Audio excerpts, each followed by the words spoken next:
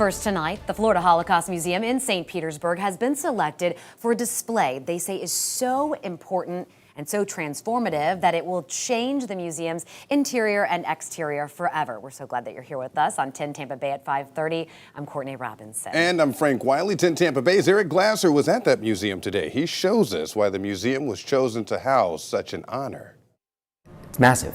I mean, it really is. It's a complete game changer. Michael Eagle, chairman of the Florida Holocaust Museum's board of directors, is himself the grandson of Holocaust survivors. So he understands the significance of preserving and representing the voices of millions murdered in one of humanity's darkest chapters. You can see in the world the way that it is now that silence is unacceptable, that your voice must be heard. It's also why Eagle and the Florida Holocaust Museum consider it such an honor to have been chosen, along with the University of South Florida's St. Pete campus, as the permanent home of the Elie Wiesel collection. It now helps make the museum really an international destination where people will be coming to Tampa Bay to see the Wiesel exhibition.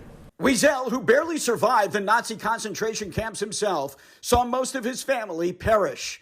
He spent his life bearing witness, recounting the experience in several works, including his most famous book, Night, and earning the Nobel Peace Prize for a lifetime spent defending human rights. You know, the Nobel Committee called him a messenger of mankind, which I think is such a perfect description of who he was and is. Our mission is so aligned with what he stood for that we thought we must. It's on our shoulders. Plans call for the museum to recreate Wiesel's office, displaying his Nobel Prize, written works, recordings, artwork, photos, and more.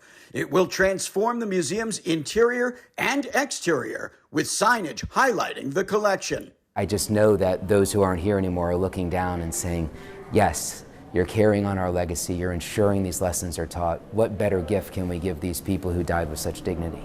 Wiesel's family was instrumental in selecting the Florida Holocaust Museum, in part because of his ties here, but also FHM's dedication to spreading Wiesel's legacy and message of hope beyond the museum's walls, including traveling exhibits that will be shared with other museums and institutions around the world. In St. Petersburg, Eric Glasser, 10 Tampa Bay. So much to continue to learn, and as Eric mentioned, Elie Wiesel had strong ties to the Tampa Bay area. He spent winters living here, teaching several years at Eckerd College. He even cut the ribbon on the Florida Holocaust Museum when it opened its doors in 1998. The museum says the Elie Wiesel collection will be phased in over a number of years, but the redesign and construction, it's already underway.